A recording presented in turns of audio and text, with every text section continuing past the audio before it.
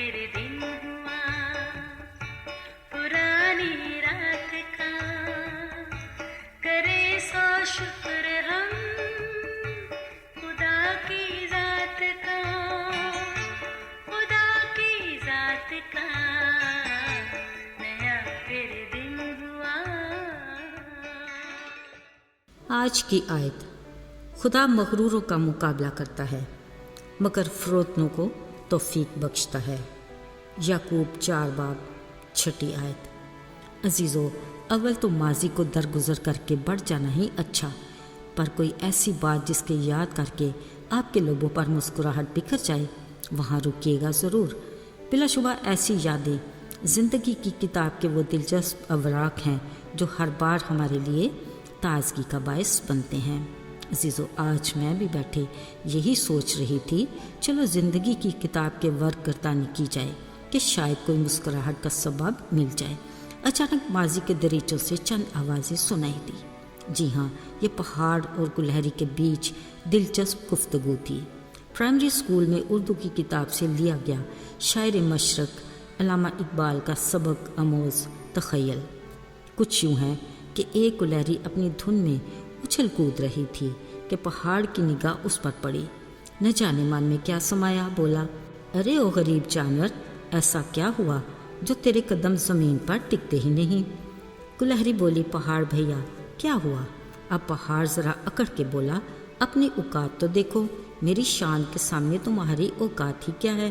اور ساتھیوں، پہاڑ اپنی بڑائی میں نہ جانے کیا کیا کہتا رہا اور بیچاری گلہری صبر سے سنتی رہی۔ پھر جب بات حد سے بڑھ گئی تو بولی، پہاڑ بھیا کہہ تو دیا کہ تم ٹھیک ہی کہتے ہو، پر سوچ ذرا منفی ہے۔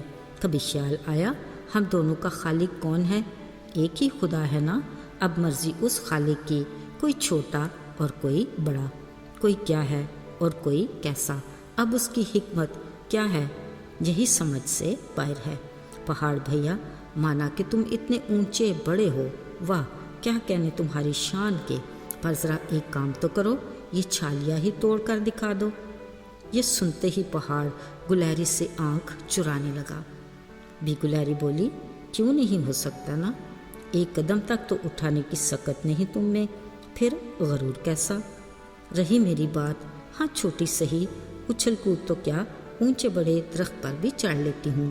پہاڑ بھیا، جو بات مجھ میں ہے وہ آپ میں نہیں، اور جو آپ میں ہے وہ مجھ میں نہیں، پھر بحث کیسی؟ ہاں بس یہ ضرور یاد رکھنا، نہیں نکمی چیز کوئی زمانے میں، کوئی برا نہیں قدرت کے کارخانے میں۔ عزیزو، یہ تو تھی ایک پہاڑ اور گلہری کی فرضی مگر حقیقت کے قریب گفتگو، جس میں غرور اور تکبر کا عنصر نمایاں ہے۔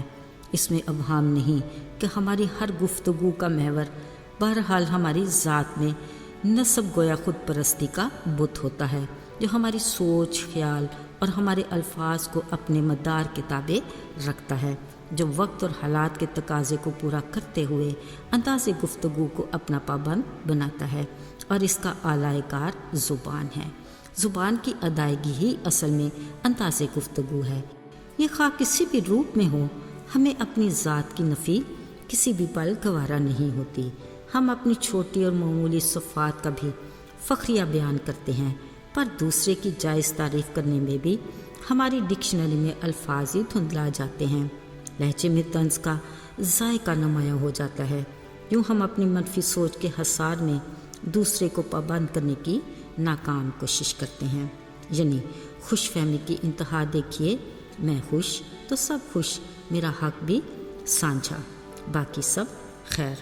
عزیزو، کچھ باذوق لوگ ایسے بھی ہیں جن کی زندگی میں اگرچہ خوشی کچھ پل کا مگر فکر پریشانی کے بادل چھائے ہی رہتے ہیں، باوجود اس کے ان کا انداز گفتگو ایسا کہ مسکراہٹ ہر منفی اثر پر حاوی ہو جاتی ہے۔ بلا شبہ صبر شکر کے بل بوتے پر کیا ہوا سمجھوتا ہی انہیں باکمال بنا دیتا ہے۔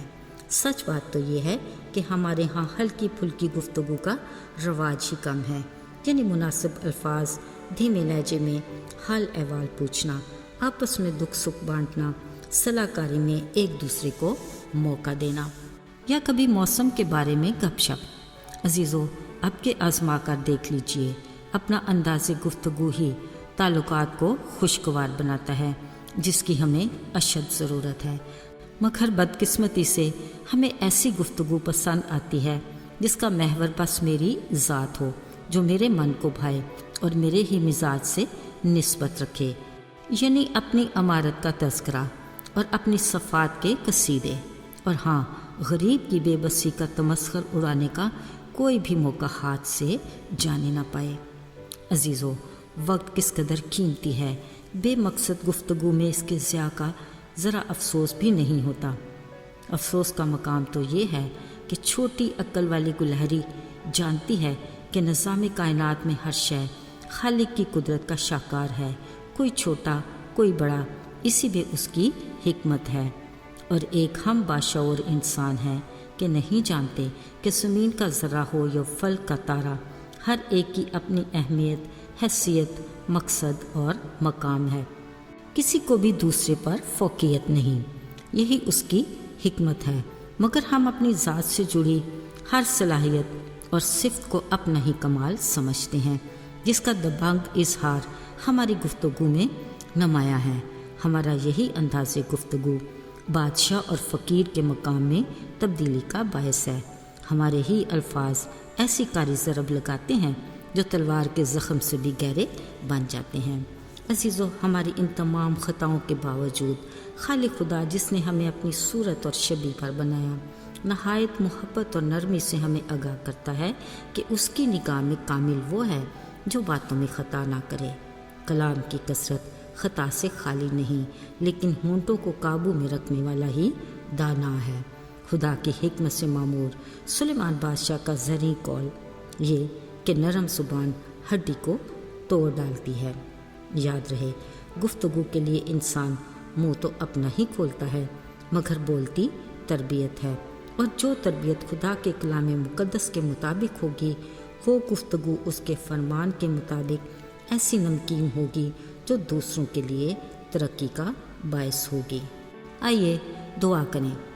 اے خداوند، ہم بڑی عاجزی اور فروتنی سے تیرے حضور میں آتے ہیں، جانتے ہیں کہ ہم اپنی ذات میں خاک اور راکھ ہیں، باوجود اس کے ہماری گفتگو میں خود پرستی اور خوش فہمی کا عنصر نمایاں رہتا ہے۔